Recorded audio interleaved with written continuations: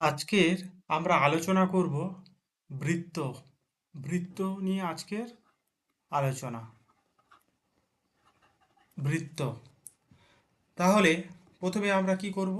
না, প্রথমে আমরা বৃত্তের ছবি আমরা এঁকে নেব। তাহলে প্রথমে আমরা কি করছি? না, প্রথমে একটা বৃত্ত আমরা এঁকে নিচ্ছি। এই একটা বৃত্ত আঁকা হলো। এবার জানব যে বৃত্তের কেন্দ্র কোনটি, ব্যাস কোনটি, ব্যাসার্ধ কোনটি, পরিধি কোনটি এবং জ্যা কোনটি। তাহলে প্রথমে আমরা জেনে নেব বৃত্তের কেন্দ্র। এইটা হলো এই যে যে ডটটা দিলাম, এটা হলো বৃত্তের কেন্দ্র। আচ্ছা, এবারে আমরা একটু বৃত্তটাকে সুন্দরভাবে এঁকে ফেলবো।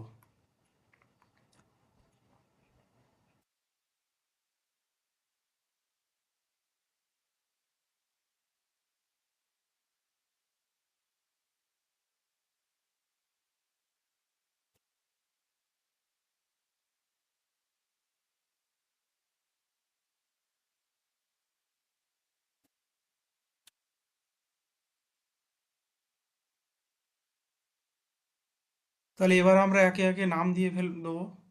এই যে নীল নীল কালারের যে লাইনটা টানা হয়েছে, এটা হচ্ছে বৃত্তের ব্যাসার্ধ।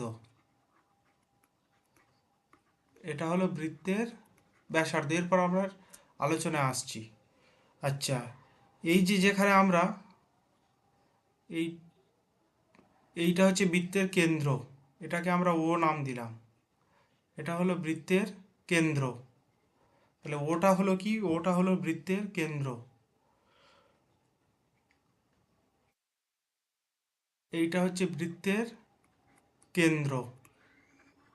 বৃত্তের কেন্দ্র ও। এবারে হলুদ রঙের এই হলুদ হলুদ কালারের যেটি আমরা পেলাম, সেটি হলো বৃত্তের, এটি হলো বৃত্তের ব্যাস। আচ্ছা, আর এই লাল কালারে যেটা পেলাম, লাল কালারের লাল কালারের যে লাইনটা আমরা টানলাম, এটি হলো জ্যা। এবার আমরা নাম দিয়ে দিই। ওটা হলো বৃত্তের কেন্দ্র। ওটাকে নাম দিলাম আমরা বৃত্তের কেন্দ্র হিসাবে, নাম দিলাম ও। ও হলো বৃত্তের কেন্দ্র।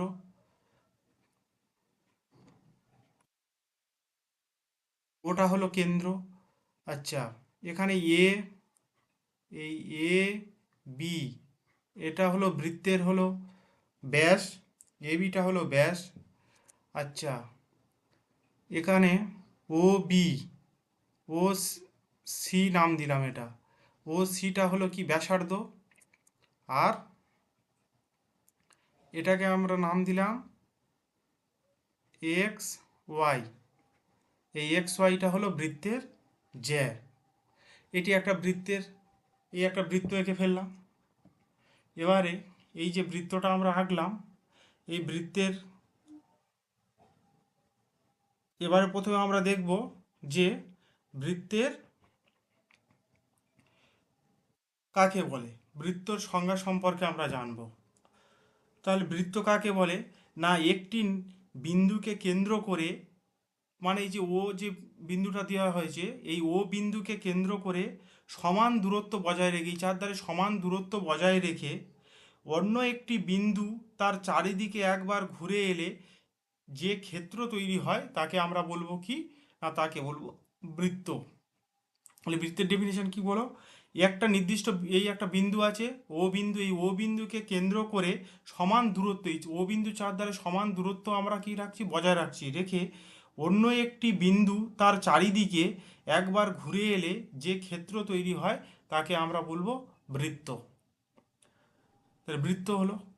এবার আমরা জানব যে বৃত্তের বৈশিষ্ট্য। বৃত্তের কি কি বৈশিষ্ট্য আছে? 1 নম্বর বৃত্তের বৈশিষ্ট্য হলো বৃত্ত একটি আবদ্ধ বক্ররেখা। দেখো, বৃত্ত একটা আবদ্ধ, চারধারে গোল, মানে ভিতরটা একটা আবদ্ধ জায়গার মধ্যে আছে ভিতরটা। সেই জন্য বলছি কি, বৃত্ত বৃত্ত একটি আবদ্ধ বক্ররেখা। 2 নম্বর কি? তাহলে আবদ্ধ বক্ররেখা। বৃত্ত। 2 নম্বর হচ্ছে বৃত্তের ব্যাস ব্যাসার্ধের সর্বদা দ্বিগুণ হবে। অর্থাৎ এখানে আমরা কি দেখছি, না বৃত্তের ব্যাসটা দেখছি আমরা, বৃত্তের ব্যাস যেটা সবসময় হবে, তাহলে বৃত্তের ব্যাস সমান আমরা কি লিখতে পারি, না বৃত্তের ব্যাস সমান 2 ইন্টু ব্যাসার্ধ। তাহলে বৃত্তের ব্যাস সমান আমরা লিখতে পারি কি, না 2 ইন্টু ব্যাসার্ধ।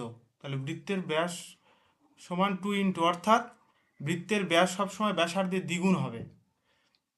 মানে বৃত্তের ব্যাস যদি আমার বলে দেওয়া থাকে 4, বৃত্তের ব্যাস 4 বলে দেওয়া থাকলে ব্যাসার্ধ আমার কত হবে, তাহলে ব্যাস ব্যাস বলা আছে 4, তাহলে ব্যাসার্ধটা কত হবে, না ব্যাসার্ধ হবে তখন, ব্যাসার্ধ হবে 4/2 সমান 2। এটা হলো বৃত্তের ব্যাসার্ধ। এইভাবে আমরা বৃত্তের বৈশিষ্ট্য দ্বিতীয়টা জানলাম। 3 নম্বর বৈশিষ্ট্য কি, না বৃত্তের 3 নম্বর বৈশিষ্ট্য হলো একটি নির্দিষ্ট স্থির বিন্দু থেকে পরিধির সকল বিন্দু দূরত্ব সমান। মানে এই একটা ও যে কেন্দ্র ধরেছি, এই নির্দিষ্ট বিন্দু থেকে পরিধি মানে এই চারপাশটা, এই পরিধির সকল বিন্দু দূরত্বটা কি হচ্ছে, না সকল বিন্দু পরিধি সকল বিন্দু দূরত্বটা সমান। এটাই হলো, এই তিনটে হলো বৃত্তের বৈশিষ্ট্য জানলাম। এরপরে আমরা জানবো কি, না বৃত্তের কেন্দ্র। এই ওটাকে আমরা নাম দিয়েছি কি, না ওটাকে নাম দিয়েছি বৃত্তের কেন্দ্র। তাহলে বৃত্তের কেন্দ্রটা সম্পর্কে এবার আমরা জানবো। এবার জানবো বৃত্তের কেন্দ্র। বৃত্তের বৈশিষ্ট্যগুলো জানলাম। এবার আমরা জানবো বৃত্তের কেন্দ্র সম্পর্কে, এবার আমরা জানবো।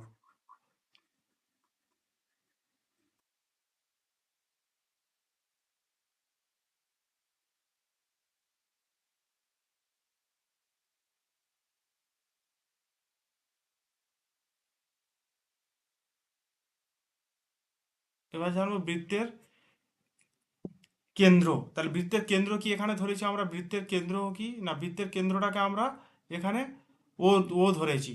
তাহলে এই বৃত্তের কেন্দ্র কাকে বলছে, না যে বিন্দুকে কেন্দ্র করে একটি বৃত্ত আঁকা হয়। অর্থাৎ একটা বিন্দু আছে, এই বিন্দুটাকে কেন্দ্র করে কি একটা বৃত্ত আঁকা হচ্ছে। তাহলে কি হচ্ছে, যে বিন্দুকে, এই বিন্দুটাকে কেন্দ্র করে, যে বিন্দুকে কেন্দ্র করে একটা বৃত্ত আঁকা হয়, তাকে ওই বৃত্তের কি বলছে, না কেন্দ্র। তাহলে যে বিন্দুকে কেন্দ্র করে আমরা কোনো একটা বৃত্ত আঁকবো, সেই বিন্দুটাকেই বলা হয় ওই বৃত্তের একটা হলো কেন্দ্র। তাহলে বৃত্তের কেন্দ্র পেয়ে গেলাম। এবার আমরা জানবো ব্যাসার্ধ। ব্যাসার্ধ জেনেছি, ব্যাসার্ধটা কি, ব্যাসার্ধ হচ্ছে ও বিটা, আমার ও সিটা ব্যাসার্ধ আমি ধরেছি। কিন্তু এখানে কি দেখছি, এ বিটা, এ আর বি, এখানে এ আর বিটা হলো কি, না এ আর বিটা হচ্ছে ব্যাস। তাহলে এখানে আমরা কি দেখছি, না ও সিটা একটা হচ্ছে ব্যাসার্ধ ধরেছি, ও সিটা একটা ব্যাসার্ধ ধরেছি। এখানে এ এ আর বিটা যদি ব্যাস হয়, এখানে এটা বলা যেতে পারে যে ও এ সমান একটা একটা কি ব্যাসার্ধ, এটা একটা ব্যাসার্ধ হতে পারে। আবার ও বিটা, ও বিটা হলো একটা ব্যাসার্ধ, ও বিটাও একটা ব্যাসার্ধ হতে পারে। তাহলে দুটো ব্যাসার্ধ, মানে এগুলো সব ব্যাসার্ধর মধ্যে পড়বে। তা বৃত্তের কেন্দ্র থেকে পরিধির দূরত্বকে ব্যাসার্ধ বলে। মানে বৃত্তের এই যে কেন্দ্র আছে, কেন্দ্রটা ও, এই কেন্দ্র থেকে পরিধির দিকে, এই পরিধির দিকে যেদিকে যেতে পারো, এই পরিধির দিকে দূরত্ব যেটা ও সি হতে পারে, ও বি হতে পারে, আবার ও এ হতে পারে, এগুলো সব এক একটা ব্যাসার্ধ। কেন, এই চার ধারটা হচ্ছে কি, এটা কি পরিধি, বৃত্তের পরিধি। তাই বৃত্তের কেন্দ্র থেকে পরিধির দূরত্বকে বলা হচ্ছে বৃত্তের ব্যাসার্ধ।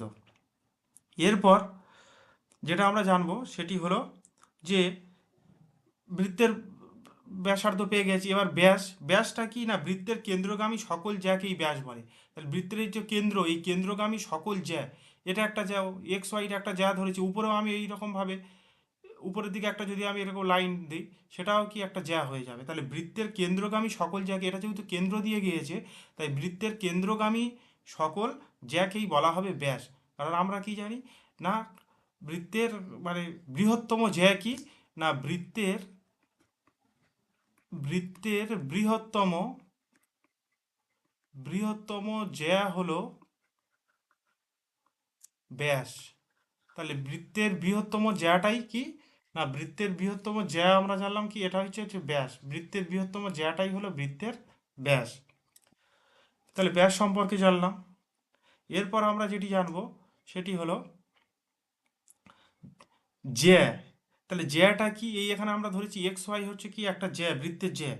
পরিধি যে কোনো দুইটি বিন্দুর সংযোজক রেখাংশকে পরিধি, তাহলে ধরো এইদিকে একটা, এটা টোটালটাই কি এই বৃত্তের চারধারটা একটা পরিধি।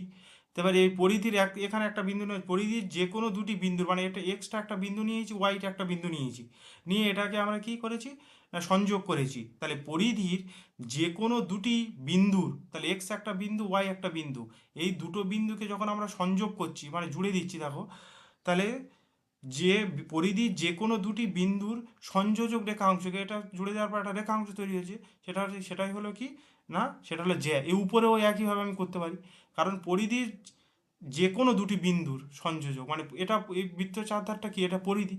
তাহলে এখানে একটা বিন্দু নিলাম, এখানে বিন্দু নিলাম, দুটো জুড়ে দিলাম, দিলে এটা কি হয়ে গেল না, এটা হলো বৃত্তের জ্যা হয়ে গেল। মানে এটা ধরি একটা এটা যদি একটা বৃত্ত হয়, এটা যদি তার কেন্দ্র হয় এই এখান থেকে এটা হলো কি, এটা যদি এ আর এটা যদি বি নাম দিই, এটা হলো ব্যাস। এখানে যদি ও নাম দিই তাহলে ও বিটা হলো কি ব্যাসার্ধ। আর এখান থেকে যদি আমি করি একটা, এটা নাম দিলাম এক্স আর এটা ওয়াই, এটা হলো কি, এটা একটা জ্যা। উপরে আমি সেম এরমভাবে এখানে দিয়ে এখানে এম আর এটা এন দিতে পারি, এটাও কি একটা জ্যা হতে পারে। তাহলে পরিধি যে কোনো দুটি বিন্দু সংযোগ রেখাংশকে কি বলবো না, সেটা হলো জ্যা। এরপর পরিধিটা কি, পরিধি কি, এই বৃত্ত এই এটা আছে, এই যে এটা একটা বৃত্ত, এই বৃত্তের এই বাইরের যে অংশ, এই বাইরের চারধারটা, এটা হচ্ছে কি না পরিধি। এটা হলো কি পরিধি, বৃত্তের পরিধি। এটা একটা বৃত্ত যদি হয়, এটা হলো পরিধি, এই বাইরের অংশটা পরিধি। তাহলে পরিধি হলো কোনটা না, কেন্দ্র হতে সমদূরবর্তী বিন্দুগুলি সমষ্টি। মানে কেন্দ্র থেকে ধরো এখানে একটা বিন্দু হতে পারে, এখানে একটা বিন্দু হতে পারে, এখানে এখানে এখানে, এইভাবে পরপর বিন্দুগুলো হতে পারে। কি রকম, মানে এই কেন্দ্র থেকে কি বলছি, পরিধি হলো কেন্দ্র থেকে, কেন্দ্রটা এটা যদি আমি ও নাম দিই, কেন্দ্র থেকে এই ও কেন্দ্র থেকে, কেন্দ্র হতে সমদূরবর্তী মানে সমান দূরত্বে যে বিন্দুগুলি সমষ্টি, মানে এখানে এখানে বিন্দুগুলো হতে পারে, এগুলো সবগুলো সমষ্টি কি হচ্ছে, পরিধি হলো কেন্দ্র হতে সমদূরবর্তী বিন্দুগুলোর সমষ্টি। এই চারধারে যে বিন্দুগুলো তার সমষ্টিটাই হলো কি না বৃত্তের পরিধি। এই হলো বৃত্ত সম্পর্কিত ক্লাস।